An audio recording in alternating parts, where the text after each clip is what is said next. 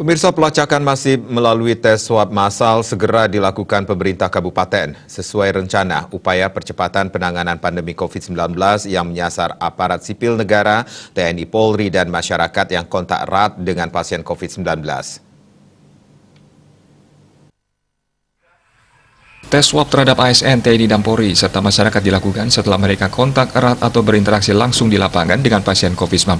Kini koordinasi sedang dilakukan dengan pihak provinsi dan dipersilakan mengatur jadwal. Ribuan spesimen diambil dan dites di laboratorium RSP Sanglah dan PCR RSUD Buleleng. Tes swab massal direncanakan digelar November mendatang. Sekda Buleleng Gede Suyasa menjelaskan harapan pemerintah pusat melalui BNPB maupun Satgas Provinsi Bali adalah melakukan pelacakan secara masif demi mencegah klaster-klaster baru.